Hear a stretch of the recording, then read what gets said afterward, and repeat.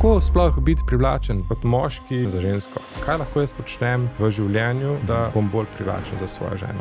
Daj mi še mečke na tem prvem navdušenju, ki si jih na tem spolnem področju spoznal. Edina prava pot do izpolnjujoče spolnosti je, da neham na to gledati kot na potrebo, ampak kot na željo, v katero hočem privabiti svojo ženo. Nejc, dobrodošel tukaj v studiu. Osnova vsega, kar gre lahko prav ali pa narobe, je pa ta spolna moška energija, ki jo poimenujete z besedo virilnost. Zato, ker smo se tako bali podivjane moške spolne energije, smo jo totalno potlačili v krščanskih krogih, še posebej se ji odpovedali in potem postali res nice guy. Virilnost je definirana želja po spolnosti, osvajanju, dosežkih, statusu nenazadnje. Jaz bi si želel, da bi moški v Sloveniji prevzeli odgovornost zase, za svoje življenje, za življenje svojih družin, žen, da bi izkoristili svoj potencial, ki ga imamo v virilnosti, da bi zaživeli na polno. Oddaja Odnosi so zakon. Živijo, sem Benjamin in v današnji oddaji Odnosi so zakon gostim prijatelja Nejca Škobrneta, moža, očeta 5 otrok, poslovneža, ki me je v zadnjem letu res navdušil z svojim izjemnim napredkom na poti svoje moškosti, ki jo je nekako doživel ob mentorju, ki ga je srečal, Guy Flasta, ki je tudi avtor knjige Pot mladeničev z dekleti. Podnaslov knjige je Pozabljena krščanska modrost, kako postati moški, ki zmaguje v ljubezni. To je nekaj, česar se tudi sam z veseljem učim in verjamem, da se boste tudi vi, zato vas vabim, da pridete in si ogledate tole oddajo. Potem pa, da tudi kaj všečkate, komentirate, delite naprej, ker pri družini in življenju radi dajemo naprej. Nejc, dobrodošel tukaj v studiu v Krškem. Živa. Z nami je Nejc Škobrne, mož, oče, podjetnik, verjetno v tem vrstnem redu, ne? Ja. Ali se ti kdaj zgodi obratno, da si najprej podjetnik? Mislim, da si enkrat v življenju že razmislil o tem. Ja, večkrat. Z vsako novo firmo enkrat. Včasih najprej mogoče tudi celo oče, pa potem mož, odvisno od obdobje v letu. To se nam rado zgodi, ja. Tako. To se nam rado zgodi. Mogoče sem na kratko, s čim se v poslovnem smislu ukvarjaš? Računalničar. Po izobrazbi, pa potem podjetnik. Aha. Všeč mi je, ker v bistvu pa skupaj z ženo Mico, ki je tudi soavtorica nekaterih potovanj v naši aplikaciji NineApp, pa angažirala se je še skozi leta marsikje kot avtorica na portalu Iskreni in tako. Vidva sta v resnici kot par že kar od začetka nekako vpeta v razne programe za, bom rekel, izboljšanje zakonskega odnosa, ne? Ja, že kmalu potem, ko smo se poročila, so bila pri pripravi od Iskreni, pa pol različni programi. Ja.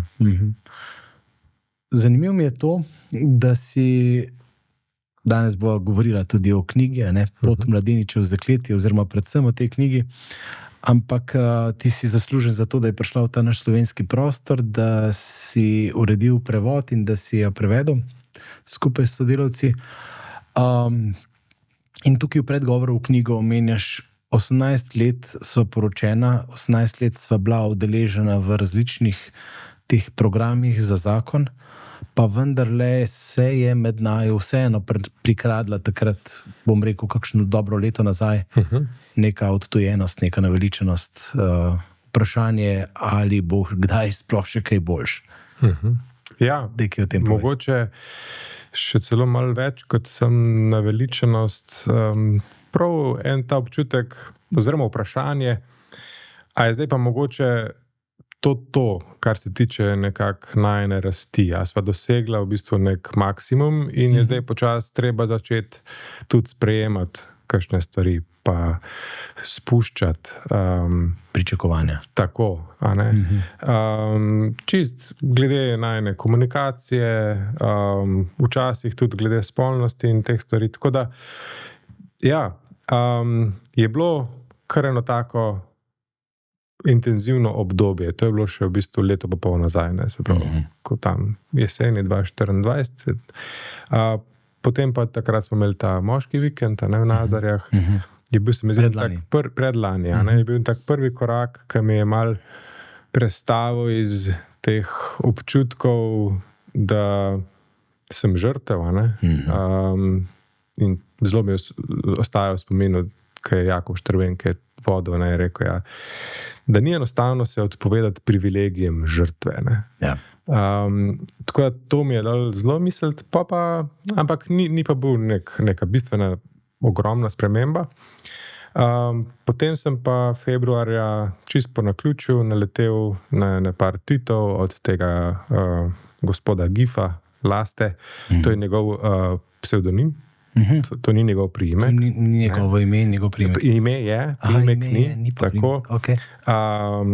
Tako se je odločil čisto zaradi teh online previdnostnih ukrepov, ki nikoli ne veš, komu se to, kdaj v Ameriki kaj utrne. Pa je bilo res po naključju, ali je kdo bil zadaj, ki je malo sugeriral? Verjetno. Mica mi je v bistvu podelila vsake tok časa kakšen tweet od njegov in je veliko pisal v bistvu o spolnosti nasploh. Okay. Pa ne samo o tem, ampak nasploh, kako kot moški biti privlačen za žensko, kako prevzeti odgovornost za stvari v življenju nasploh. Tako da me je takrat pol to zelo nagovoril, sicer program ni bil poceni, ampak vseeno sem se odločil, da stopim na teh 7 tednov poti. Potem se je pa v bistvu začelo odpirati. Nekako največja stvar, ki se mi zdi, da se mi je odprla, je v resnici to, da s čimer tudi v knjigi začnem, da v bistvu spoznanje, da me noben ne bo rešil. Tukaj, zdaj, v tem življenju. Celo žena ne, da za manj iščem pri njej v bistvu neko to potrditev, da sem v redu, in da v bistvu kakršne koli težave že imam, da moram sam prevzeti popolno odgovornost in nehati v bistvu kriviti in prelagati odgovornost na kogarkoli drugega. Ampak v ekstremu. In to je ključ, v ekstremu. Res od banalnih stvari, moja žena včasih kakšno stvar odloži po tleh v hiši, ki pač pride z trgovine, pa v nevrečke tam dostikrat obležijo. In to so se mi velikrat pregovarjali in kregali, da je tako težko tisto prijeti na svoje mesto. In so bili konflikti, popolnoma brezvezni. In jaz sem se v tej točki odločil, da za nič več ne bom krivil svoje žene. In nič več nikoli očital. In to je magično.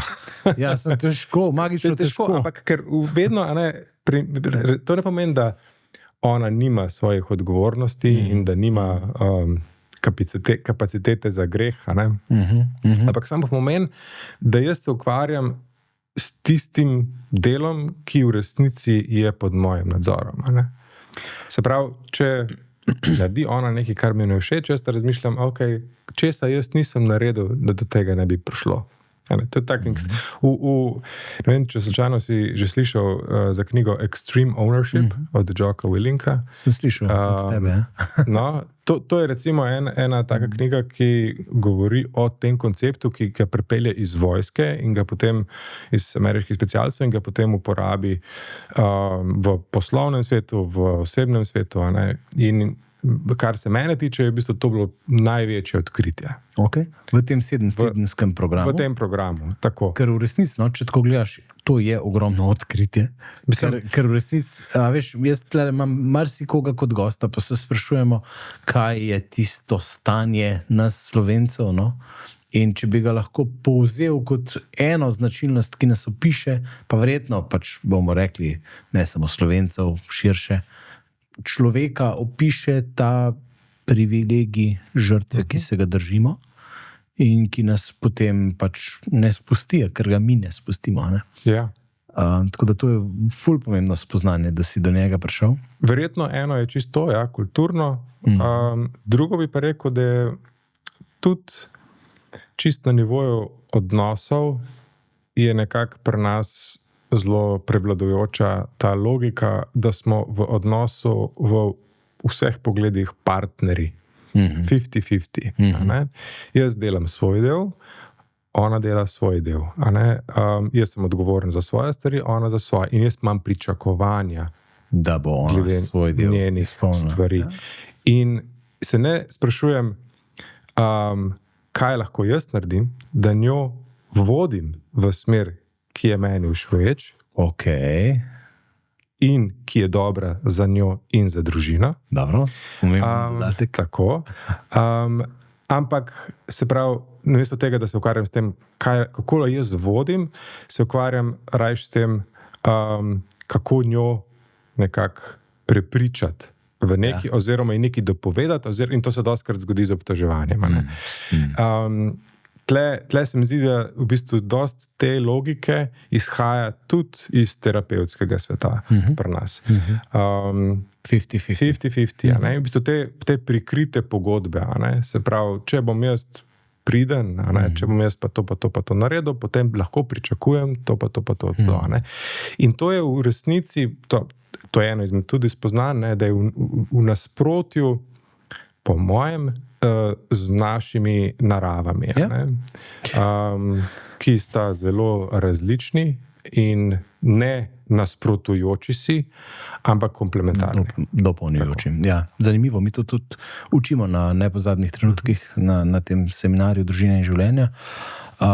Ampak je fajn, ker ta knjiga in ta koncept, ki ga ti prinašaš v ta naš prostor z GIF-om, v resnici stvar popelje na zelo praktičen nivo. Meni je všeč, recimo, če gledava to tvojo časovnico spremembe, meni je bilo fascinantno, kako hitro se ti je ta obrat zgodil.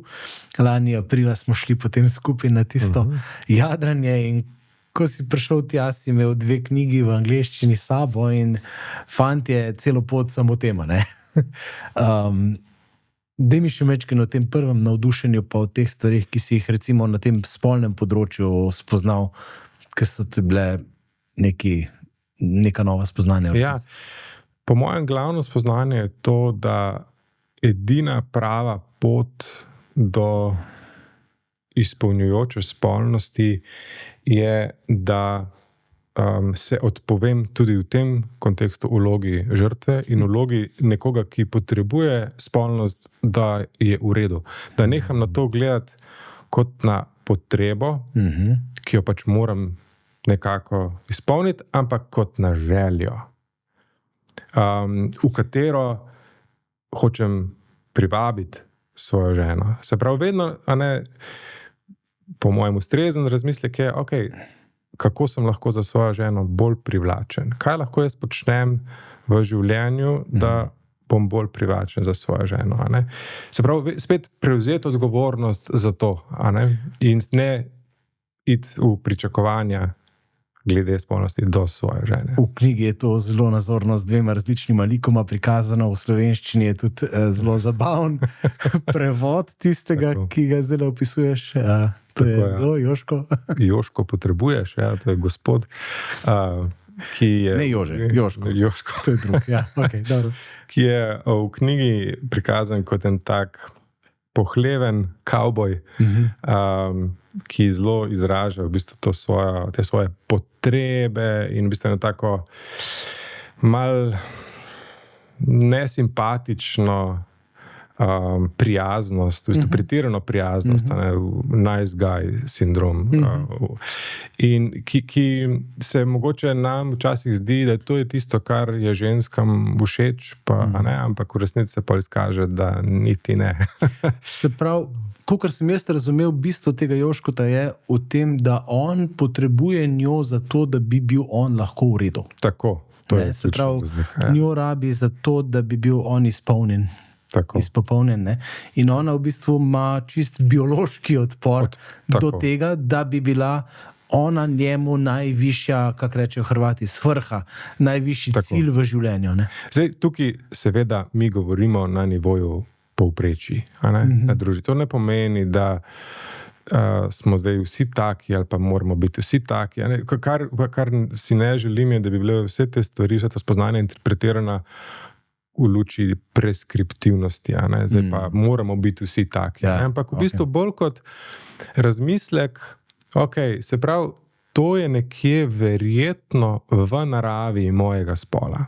Zdaj pa, a je to nekaj kar... To je spektrum. Tako, to je v bistvu neka smer. A je mogoče to smer, ki meni v resnici je doslej manjkala in bi bilo dobro pogledati, a bi stvari v življenju bolj delovale, če bi pač šel bolj v to smer, ali pa mogoče pač v nekaterih stvarih niti ne, mogoče pač sem sam pri sebi osebnostno tak, a ne, res recimo osebno, to sem tudi včasih že rekel, ne, jaz imam dost nizek prag bolečine, jaz sem težko se poistovetim z unim moškim, ki pretrpi vse, a ne, in tako, in pač tak sem, ne, štrlim ven iz tega, bi rekel, mačističnega tako, ne, vzorca, in to pač, to ne pomeni, da zdaj sem slab ali pa karkoli, ne, je v redu. Tako da ja, to so ta ključna spoznanja. Zdaj, knjiga je v bistvu ravno nastajala v angleščini, ko sem jaz času, ko si bil ti v programu, tako da jaz sem še dobil v bistvu verzijo, preden je šla v branje, in jaz, ko sem to začel brati, po prvih par straneh mi je bilo jasno, to jaz želim za svoje fante. Jaz imam 5 sinov, jaz želim ta sporočila predati njim, ker verjamem, da če dobijo to vsaj tam nekje, ko se bojo ženili, bo v marsičem marsikaj jim prehranjeno mogoče. Tako da s tem se je začelo, ja, potem smo pa pač to malo skupaj preberali, potem sem pa to še par drugim omenil, da bi želel to prevesti in so se javili in smo potem to uredili. Meni je bilo zanimivo, ko smo bili potem jeseni na moškem vikendu spet in smo imeli to knjigo kot temo, kako je večina mož naših let, ne, bo rekla okrog 40, rekla, ko bi bili mi vendar to temo in to stvar dobili res v svojih najstniških letih, bi morda naša življenja v nekaterih pomembnih ozirih bila drugačna. Ne? Ja. Mi je bilo pa ful zanimivo tudi to, kako se je pa potem odzvala neka širša javnost. Ne? Ko si knjigo lansiral, ko smo naredili nekaj člankov na to temo, pa na Iskrenih, ko so začeli objavljati, je prišel pa nek mal, bomo rekli, socialno-družbeni pogrom. Ne? Je prišlo pa do tega, zdaj gre pa tukaj za nek ponovno restituirani mačizem in pa patriarhat in pa ne vem kaj. Ne? Tako, mogoče zakaj in kako ta naša družba to stvar narobe razume? Ja, jaz mislim, da v resnici, če gledamo v zgodovino, je bilo veliko te avtoritarne vloge moškega, kjer ne gre za to, da ne gre za meritokracijo, ne gre za če moški želi, da mu drugi sledijo, mora biti najprej dober voditelj, mora biti vreden sledenja in potem mu bomo vsi naravno sledili, ampak gre za to, da v bistvu zaradi spola mu ta vloga pripada. In to je, po mojem, v osnovi zgrešeno. Tudi v knjigi o tem piše Gif, ker takoj, ko v bistvu si v tej vlogi, da ti to pripada, imaš ti spet pričakovanja do drugih in v resnici povzroča to nesvobodo v drugih.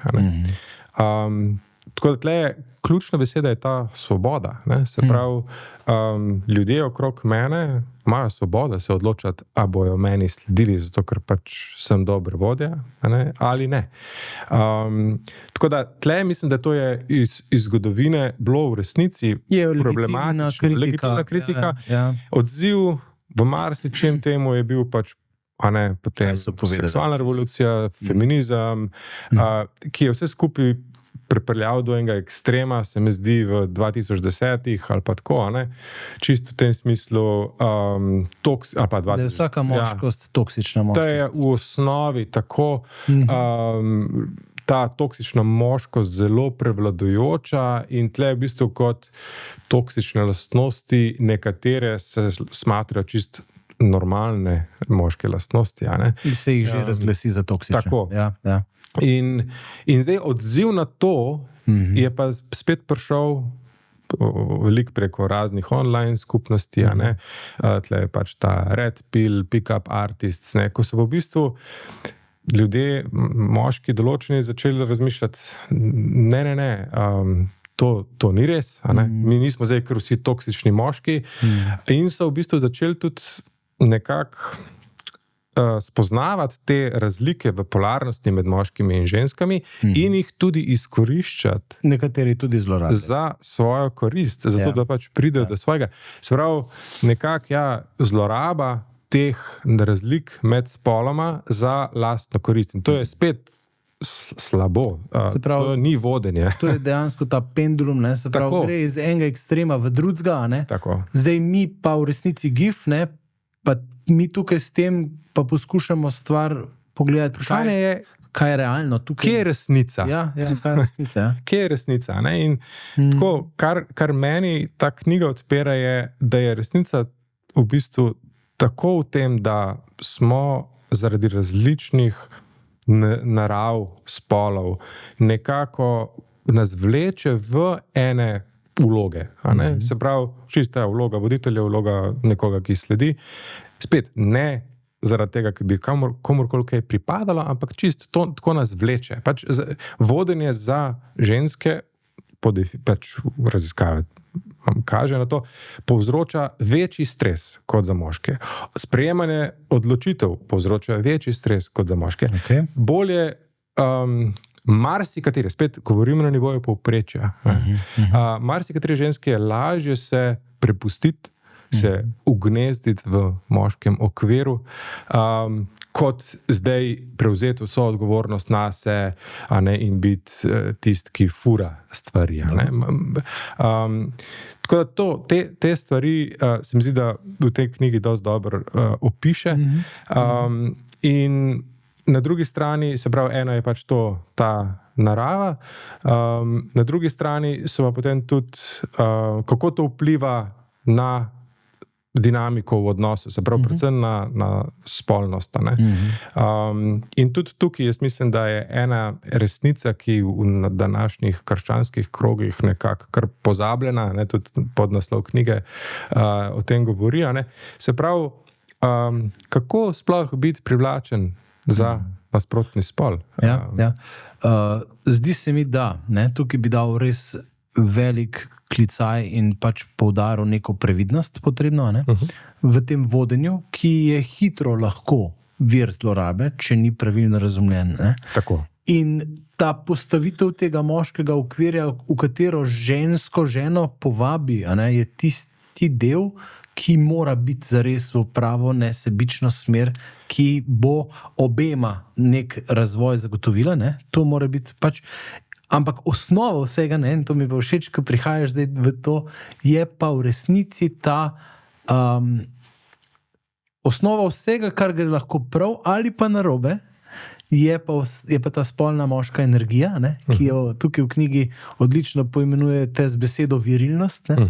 Tako da tu bi prosil, da greva prav na to virilnost, na razlago, kaj je to za en vrabc, ker se mi zdi, da res zato, ker smo se tako bali te podivjane moške spolne energije, smo jo totalno potlačili in tudi v krščanskih krogih, ali pa tukaj morda še posebej se ji odpovedali in potem postali res nice guy, pa joško ti potrebuješ in tako naprej. Pač. Ja. In tukaj je ta družbeno-zgodovinski okvir, ki se je nam, krščanskim moškim, mogoče še posebej tudi slovenskim krščanskim moškim, ki smo bili, če gledamo povojno zgodovino Slovenije, koliko mož je bilo ubitih, koliko se jih je mogli izseliti. Jaz mislim, da je to zelo tukaj je močno vplivala vse skupaj zadeva. Ja, jaz mislim, da je to zelo povezano v resnici z našo konkretno zgodovino, ki je bilo sploh krščanskih moških ali pa tistih bliže veri in cerkvi takrat pobitih in so v bistvu generacije žensk morale same vzgajati moške, kar pa se ne da. Ženska ne more vzgojiti iz fanta moškega, to lahko naredi oče ali pa drugi odrasli moški, ne more pa ženska tega narediti, ker pač ni moški.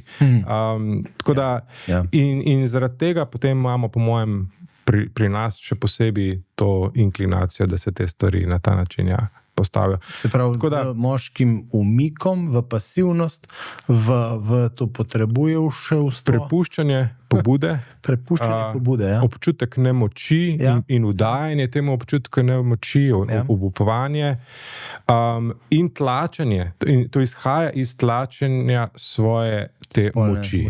Ki je v bistvu, virilnost je definirana v knjigi kot želja po spolnosti, osvajanju, dosežkih, statusu, ne nazadnje. Status je recimo to ena taka beseda, ki ima zelo negativen prizvok. V bistvu mi se moramo odpovedati statusu, ampak izkaže se, da v naravi ne delujejo stvari tako. Status je v bistvu nekaj, kar ti naravno pridobivaš, če živiš v smer svojih vrednot, pa pač ciljev, ki jih imaš v življenju, ki so lahko zelo plemeniti. In s tem se ti bo avtomatsko status povečeval. In to ni nič slabega.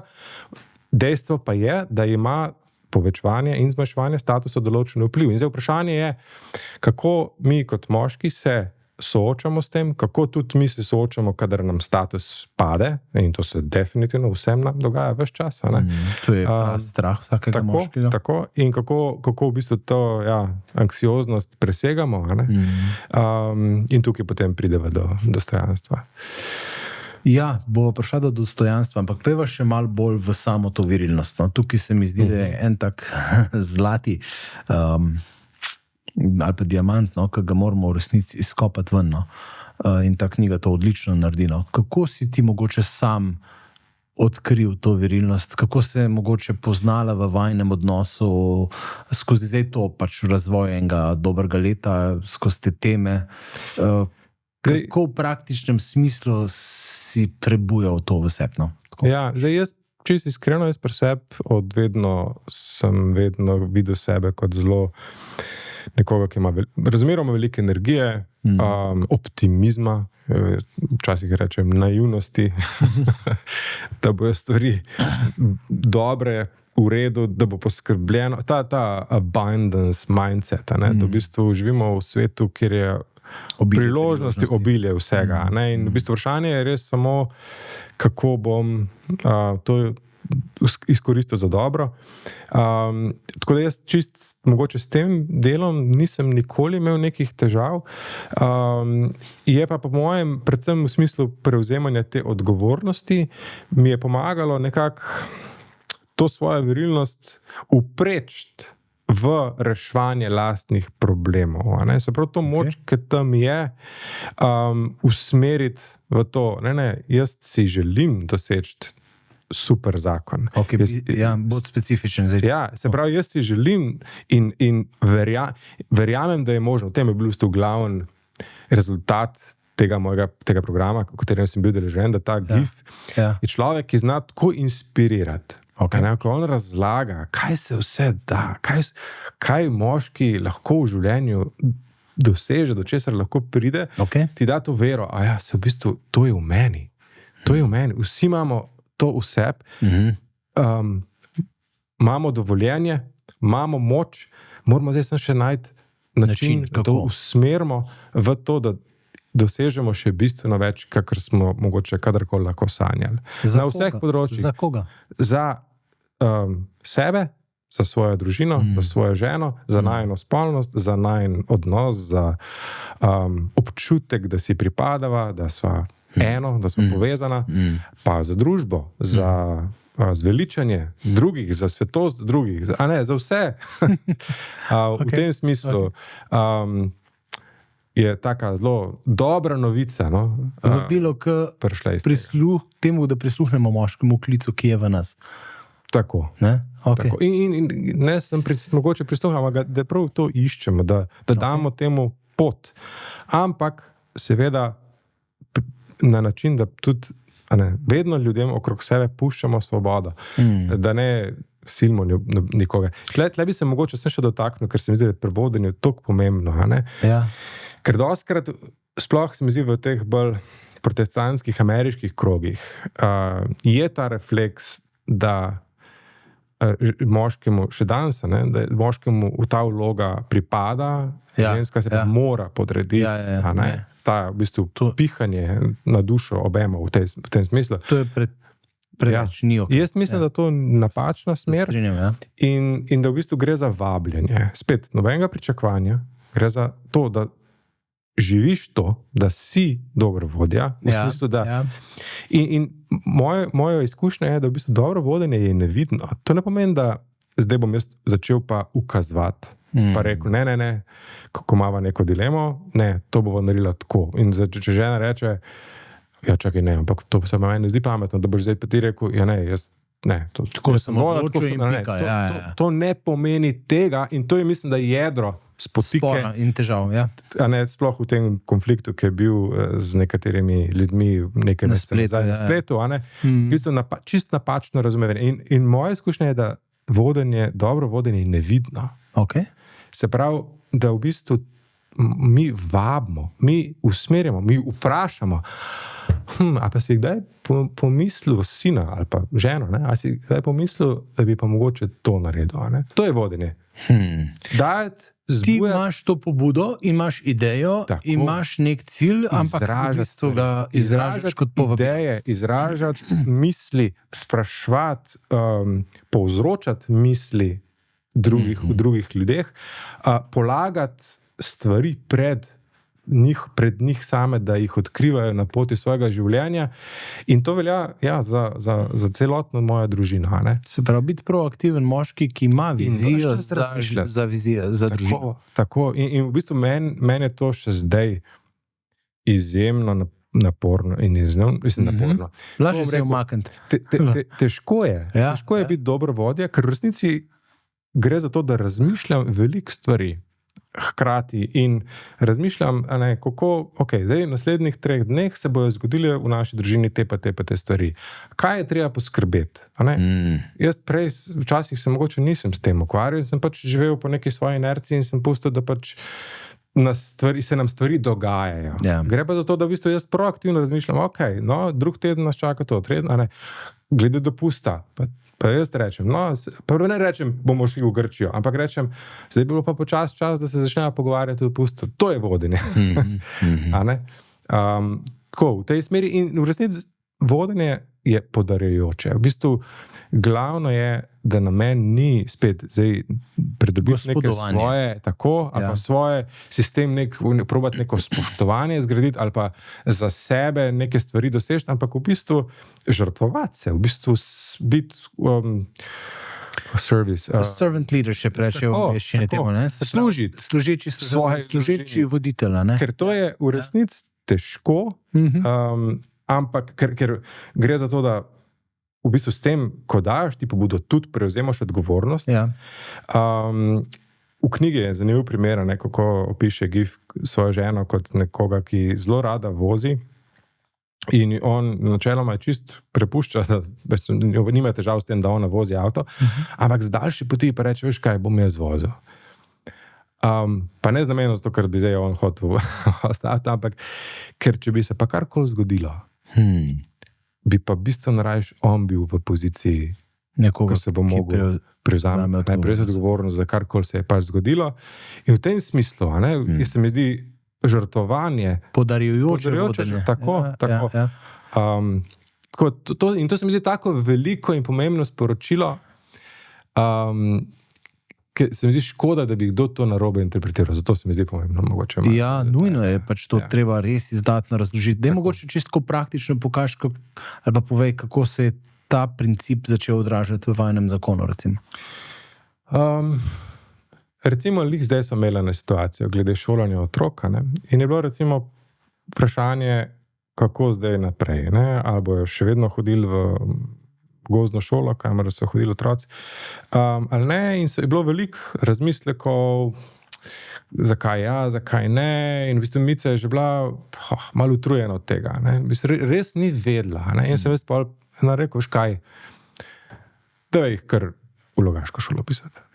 Pa nisem zdaj rekel, hodili bojo v Logaško šolo, ni bilo zapovedovalno, ampak je bilo ono, veš kaj, dejva tako, in v bistvu njej se je kar, se je lahko sprostila, se pa če pa on tako misli, se mogoče je pa to res najboljše. In v bistvu je taka, kako bi rekel, veš, deci danes, sploh ta naš splošno pregovorno umaknjeni, resignirani v svoje pobege bežeči dec, ne? Pa naj bo to pir ali pa bicikl ali pa karkoli. To je ogromno enih korakov do tega, da bi ti bil tisti, ki boš prevzel to pač odgovornost. In recimo druga stvar, kjer se vrnava, to poznajo v bistvu otroci. Pri 5 fantih to je non-stop vzgoja in meje in bockanje in zakaj za nas je naredil Tega je toliko veliko in jaz v bistvu včasih sem zelo to videl kot 50-50, v smislu, če se zdaj ona tam začela nekaj kregati z enim, pač to je njen problem. Pač sam je odrastel človek, bo pač prevzel odgovornost, se vsi moramo se naučiti svoje čustva regulirati in tako naprej, se pač ne se ona, zdaj to tam z njim bocka in krega in to je, jaz sem pač odmislil in če je ona rekla, kje si, kje si, zakaj? Pa ne se kregati, sem ti že 100krat rekel, da se ne kregati. No, zdaj vidim to čisto drugače. Moja vloga je poskrbeti, da bo moja žena doživljala čim manj stresa v življenju, na vseh področjih. In predvsem to z otrokmi je ena največjih. In v bistvu vsakeč, ko vidim, da se nekaj začne, jaz se pojavim tam in začnem nekako situacijo probati zregulirati. Zdaj, kar je včasih izziv še vedno zame, je, kako vedno biti na strani svoje žene, tudi ko včasih se mogoče ne strinjam z njo, pa imam drugačne poglede, ampak se mi zdi zelo pomembno, da jo vedno podprem. In da v bistvu te fante postavim na svoje mesto in jaz tisto mejo držim, da se lahko mene zaletavajo na mrtvo, da ona se lahko spet umiri. Dobro. Kje je pol pa recimo ta očetovska povezanost s fanti? Še vedno je, po mojem, v resnici močnejša, ker prvič zato, ker smo istega spola, drugič zato, ker sem vseeno bolj sproščen ob njih, mislim, ob njih. Z njimi komuniciram lahko na bolj sproščen način, ker mi določene stvari ne povzročajo toliko stresa in čustev, kakor mogoče Mici. In zato, ker sem aktivno z njimi, ker pač počnem z njimi stvari, ki gremo na preživetje v naravo. Te stvari. Super.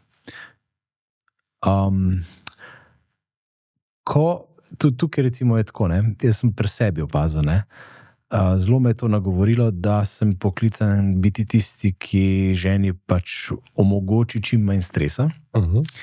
Pa sem pa videl, da sem šel zaradi tega mogoče malo preveč spet nazaj v enega copatkota.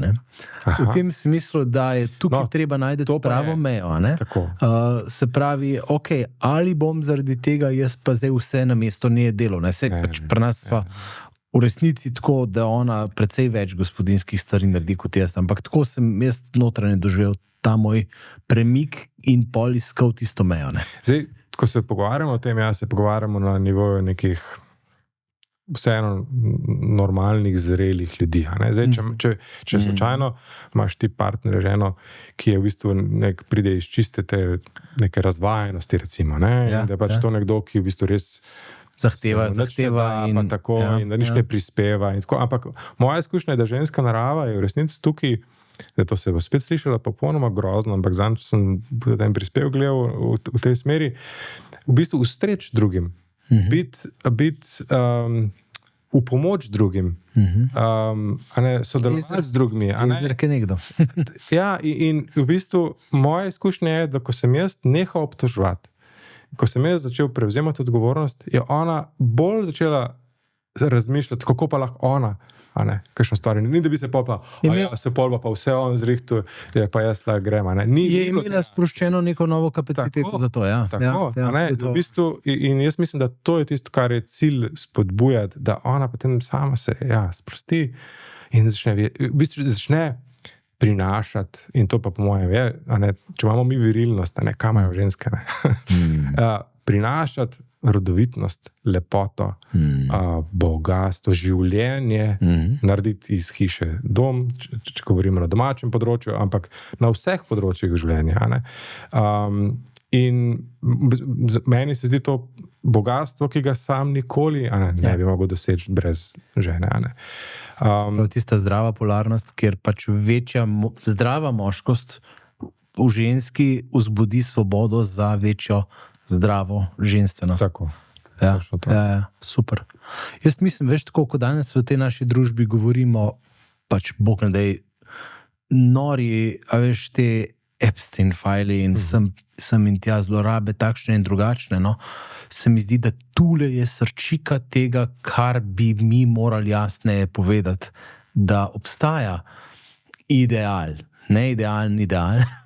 Se pravi, da obstaja nek način, ki je optimalen za oba in da se ne rabimo ustrajati na teh večstoletnih moško-ženskih bojiščih, no, tako bi rekel, ne. Veš, tako, to. Ja, in to, kar si omenil, ne, kako pa vseeno zdaj ne biti sopata, ne, po mojem je tudi zelo pomemben princip, no, ki sem ga jaz spoznal, je v bistvu, da nikoli pa ne naredim nečesa samo zato, ker se pričakuje od mene. Tudi, če se sam s tem ne strinjam, ali pa če mislim, da je neumno, ali kakorkoli, ali pa narobe, pač tega ne narediš. Tudi za voljo konflikta. To zdaj ne pomeni, da žrtvuješ sebe in svojo avtentičnost in svojo resnico zato, da je vse zdaj pa, da ni stresa in tako. Ne, to pa po mojem tudi zelo pomembno, ampak spet razmišljati, ne potem reči, to pa ni moj problem, ti si mislil o tem, kar češ, ampak se razmišljati, kako njej pomagati, da vidi, kaj jaz s tem mislim, zakaj tako mislim, da v bistvu spet iskati dialog. In dostikrat se mi zdi, da je v bistvu super orodje, no, pri tej komunikaciji, ne. Ko recimo pride z njene strani neka obtožba ali pa recimo obtožba, no, očitek. In v bistvu, da nekako imaš več reakcij možnih. Saj se čisto makneš, ne, pa se užališ, ne. In ključna stvar, postati moramo neužaljivi. Neužaljivi. Ker če nas žena lahko užali z eno besedo, kaj nam boš na svet naredil? Kaj je to? Se ne moreš biti trden. Ne moreš biti trden. To je po mojem zelo pomembna stvar. Ne mislim, da se užalim, namesto da znorim, pa začnem besneti, pa je njej očitati. Jaz sem to veliko počel. Jaz sem bil tak maščevalc. In to se potem samo zapletaš, samo slabša se vse skupaj. Je v bistvu en izmed super načinov je, da izraziš iskreno radovednost. Da mi pove več. Zakaj tako misliš? Kaj se tam dogaja? Zakaj, v bistvu probati priti v globino tega očitka. Pa spet ne zdaj na nek pokroviteljski, terapevtski način, jaz pa mislim, da to prihaja iz nedravda, sigurno ne, ampak iskrena radovednost zato, da bi ti v resnici probal priti temu do dna, razumeti problem, ker šele potem ga lahko začneš reševati. Sem veš, kaj je problem, ne? Ker ženini očitki znajo tako lepo zadeti, ne? Na tiste naša naloga. Naše rane, a ne? In v resnici zdaj zato, da bi lahko bil zares iskreno radoveden, brez nekih agent v ozadju, ne? Moraš biti pa ti dobro utemeljen, identitetno utemeljen, ne? In ta knjiga v resnici za temelj vsega skupaj, a ne, postavlja tisto, kar smo si tudi pri Dižu v resnici zadali kot neko temo tega leta, ne, pač to sinovstvo, božje sinovstvo, kako jaz sam sebe najprej doživljam v globini svojega bitja, no, da je mogoče kaj na to temo. Ja, to se pa meni zdi v bistvu ker tle tudi vsi ti sekularni programi pač nimajo tega, te utemeljitve in v bistvu se pravi, ne? Ja, odpovedati se pričakovanju potrditev, pohval, v bistvu ne samo žena, ampak z vseh. Ne? To je v bistvu po mojem pomemben korak, ki nas vodi proti nečemu, kar je bil tudi velik moj problem, je ta čustvena odpornost. Zgraditi si, in to je v resnici pomeni priti iz fantka v moškega. Ne? Pridi v čustveno odpornost, da si v bistvu, da zdržiš lahko besede kakršnekoli, kogarkoli. In da si ti da si v redu in da znaš to nekako disocirati od svoje osebe in svoje vrednosti in da vidiš to, to je pač zunanji svet, tam se to dogaja, to nič ne pove o tem, koliko sem jaz vreden.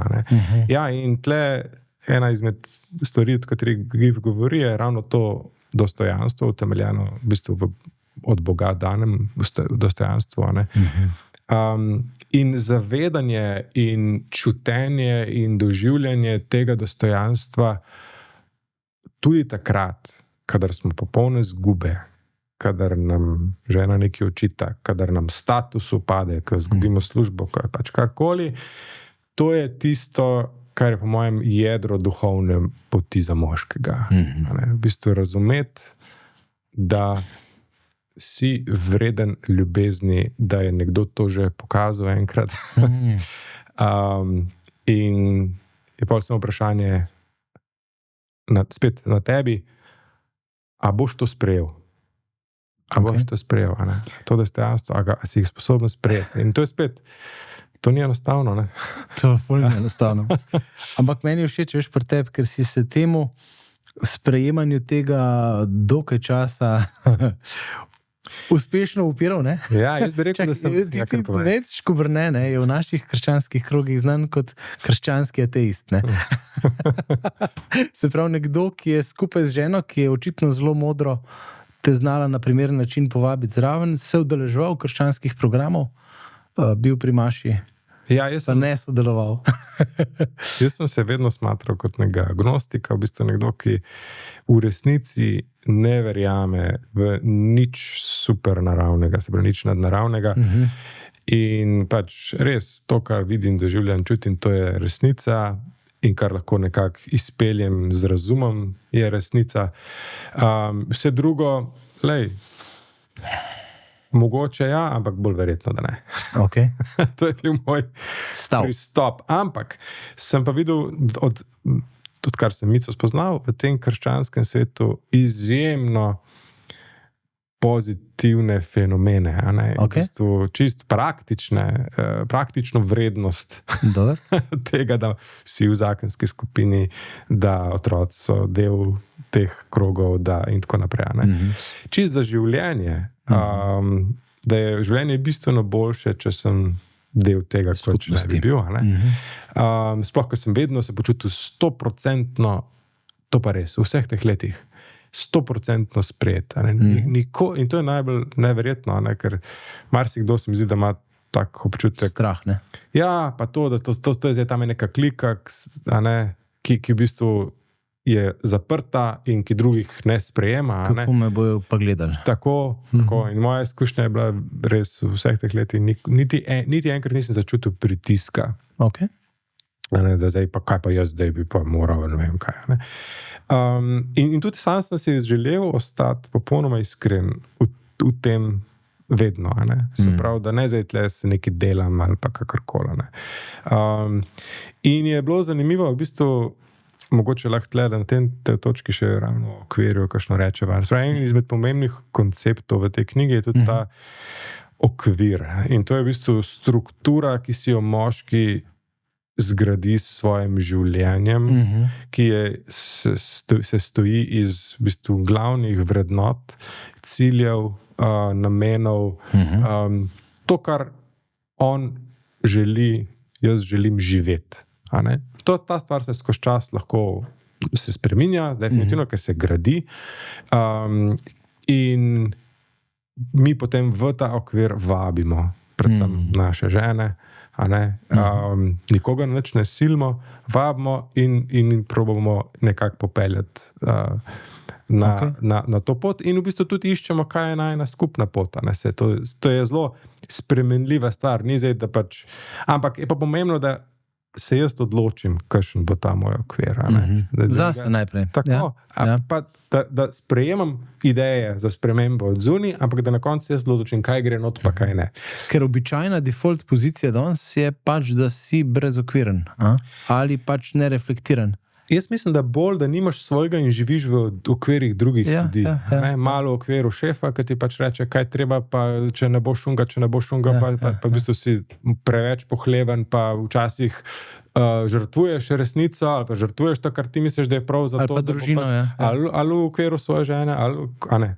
V tem smislu, ti pogrunti, kaj ti hočeš v življenju in to živi in preverjaj, a to še vedno hočeš, a je to ta prava pot, razločuj, a bi se moral karkoli spremeniti, ampak ti moraš v bistvu to graditi. No in jaz, ena izmed stvari, ko sem ugotovil, ko sem to razmišljal o tem, je bilo, da marsi v kateri stvari nisem v tem svojem okviru, ali pa da ni dobro zgrajen, ali pa da nekaj manjka tam. In v bistvu ta moja pozicija tega krščanskega ateista je v bistvu ratala tudi malo del moje identitete. Ne, moja pozicija nasploh je bila, lej, če si Bog tam zunaj, tle sem, me boš najdel, a ne, v tem smislu pač nič ne zanikam. Mislim, se je bila dobra, za te najdel. Sem ja. Nisem se pa nič ukvarjal sam proaktivno s tem, ja. Tako, da bi prihajal naproti, da bi iskal resnica. Je bila popolnoma pasivna ta pozicija in sem potem v bistvu ugotovil, da tudi malo zaradi tega, ker mogoče nisem čisto v svojem okviru, a ne.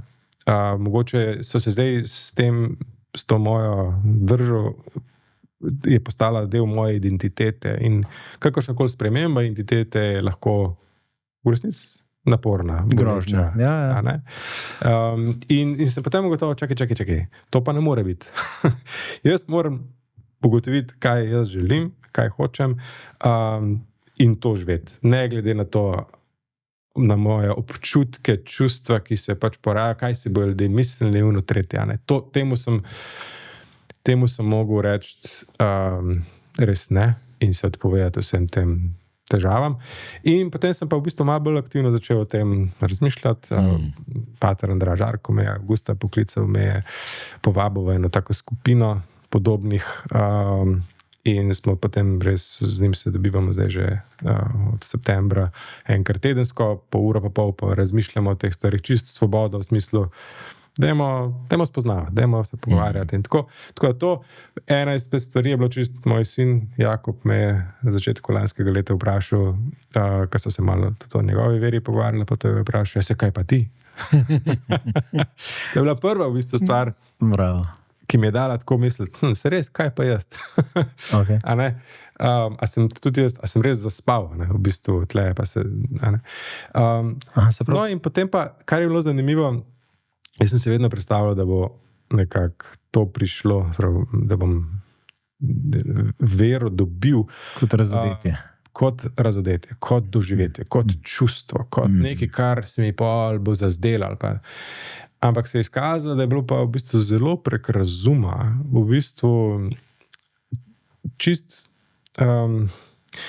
preskok iz tega miselnega okvira, da če ne morem razumeti, kako je nekaj mogoče, potem ni mogoče.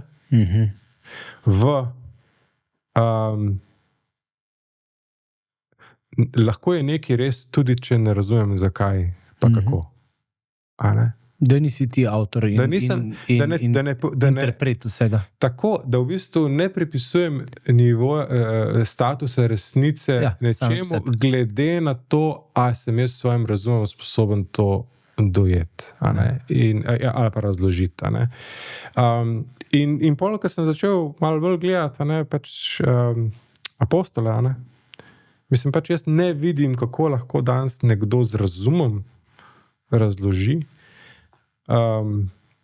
njihovo obnašanje, če Kristus v resnici ni vstal.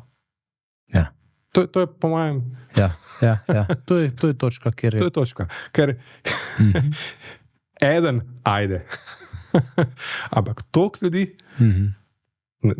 mislim, če to probaš z razumom pomest pod preprogo, pa reči, pa ne vemo, kako. Pa prideš z neko drugo kredibilno razlago. Ja, in lažje zdaj mi je razložiti, oziroma samo sebi razložiti, lej, Jezus je v resnici vstal od mrtvih, ker vse kaže na to, da je. Vse zgodovinsko dogajanje takrat kaže na to, da je bilo to res. Zdaj, kako je to možno, tega pa ne vem. Ja. Ampak očitno je. In je v redu. In je v redu, ja. Tako. Pa si mogoče pol post-festom začel tudi tako doživljati kaj od tega, bi rekel, miru, pa tako pač pomiritve ali pa... Mislim, za mene je to ena smisla. nič. A ne? Se pravi, ko v bistvu sem to spoznanje nekako. Še vedno ni zdaj to na nivoju prepričanosti. A ne? Ni to na nivoju, da sem zdaj v tem prostoru res. A ne? Ampak je pa dovolj res, da si lahko potem jaz rečem, potem je pa se mi zdi še en prostor tudi za odločitev. Ne, jaz bom svoje življenje živel, kot da je to res, ker zelo verjetno je res. A ne? In če je to res, če je Kristus ostal, potem je lahko vse drugo res. Potem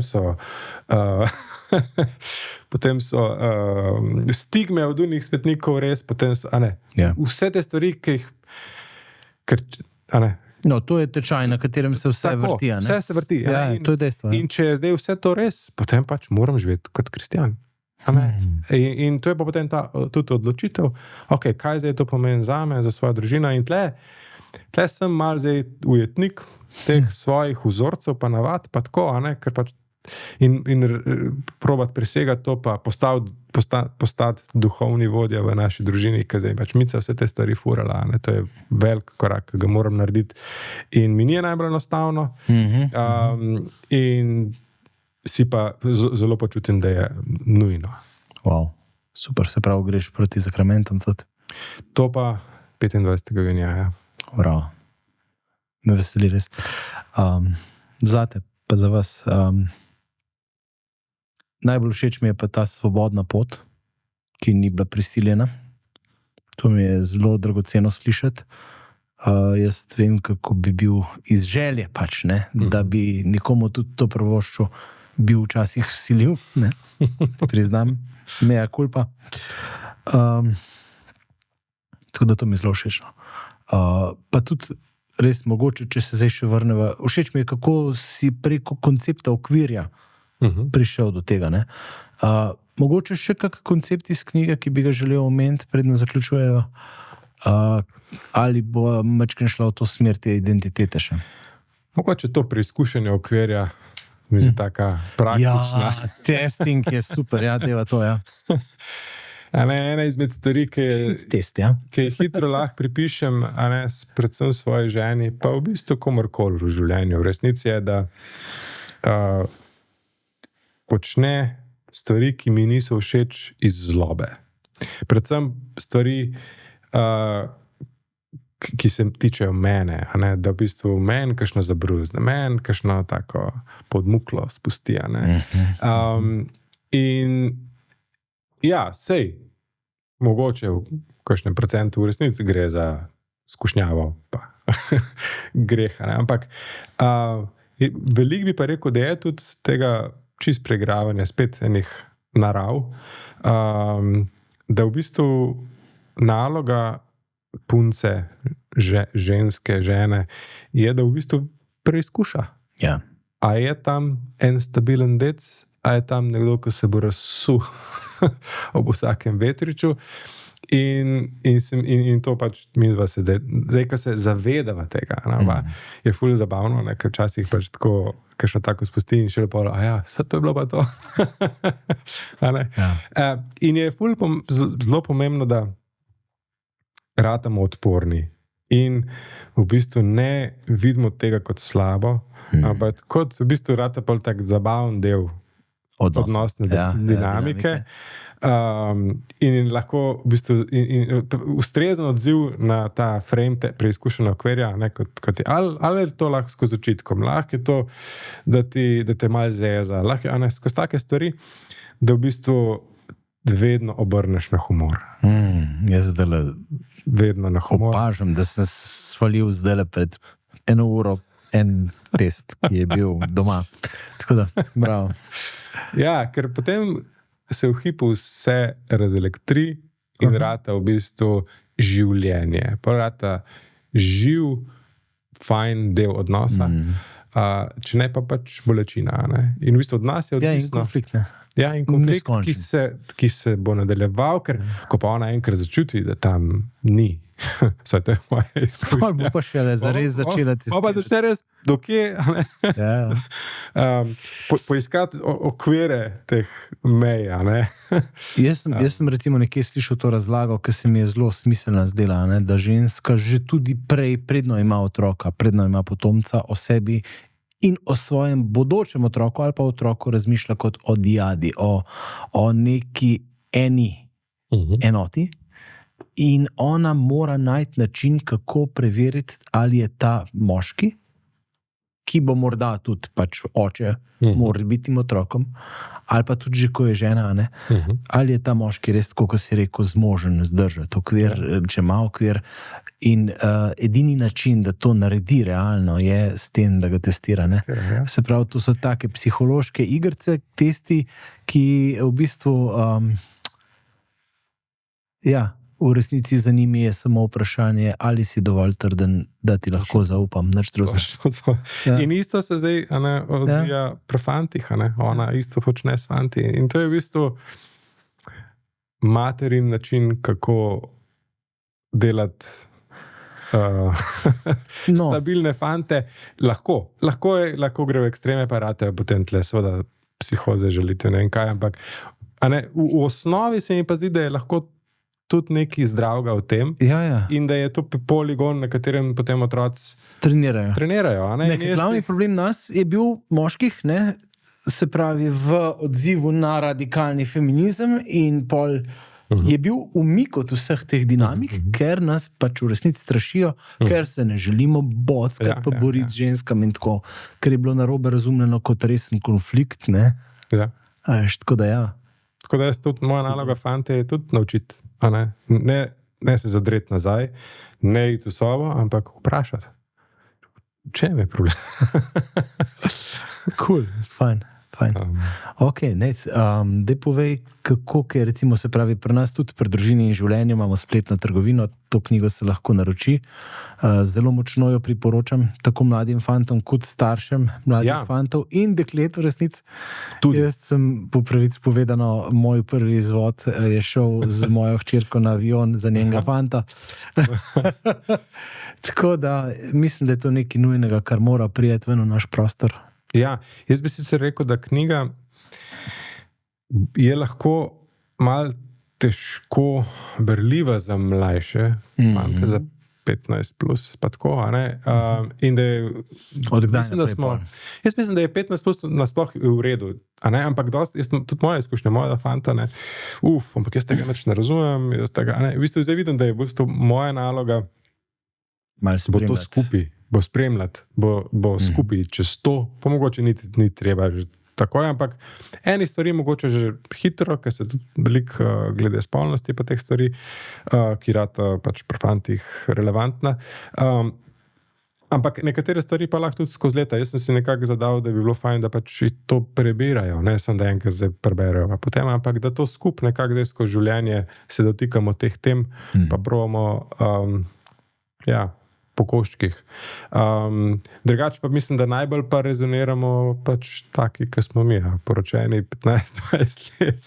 Ko imaš izkušnjo. Kaj vse si narobe počel, Tako. In v tem smislu ta knjiga je za odrasle moške, to ni tudi, ni samo za mladeniča. Najprej za nas. Ja, najprej v resnici, Ker nimamo veliko časa. Ful fajn. Ti praviš, da GIF prihaja v Slovenijo? Ja, konec maja, skoraj 2 tedna in kupenih aktivnosti bomo organizirali, srečanj, podpisovanje knjige, pogovor z njim. Moramo narediti moški zajtrk, to bomo. Se bova zmenila. Tako, zdaj v bistvu se je knjigi bilo prodanih, mislim, da že blizu 800, tako da se je iz tega nabralo, se pravi, ves izkupiček gre v to, da smo zdaj karte za njega in družino letalske kupili, tako da zdaj bomo pa pač probali čim bolj nekako ga upreč v to, da inspirira čim več moških pri nas. Super, se veselim tega res. Mogoče tudi naši kakšni regijski se lahko zmenimo, če bi radi kaj po Sloveniji boš videl, koliko prostora, časa, ampak Bi bilo fajn, se veselim res. Hvala ti, Nejc. Jaz sem res navdušen nad tem, kako resno si zastavil to svojo pot in v bistvu tudi mene osebno s tem zelo navdihnil, pa še me navdihuješ in tudi verjamem, da bo iz tega nastal veliko dobrega za odnose v Sloveniji. Mogoče dej za zaključek poskusi ubesediti vizijo tega, kar tako skušaš doseči s tem. Jaz bi si želel, da bi moški v Sloveniji prevzeli odgovornost zase, za svoje življenje, za življenje svojih družin, svojih žen, da se ne bi videli v vlogi žrtve, da bi izkoristili svoj potencial, ki ga imamo v virilnosti, da bi zaživeli na polno, da bi v resnici nikoli obupali, ampak vedno verjeli, da lahko živimo izjemna življenja. To je osnovna stvar in upam, da bo knjiga to začela prenašati v nas prostor in potem tudi programi, ki bojo iz te knjige sledili. Hvala, Nejc. Z veseljem, hvala tebi za povabilo. Sem vesel.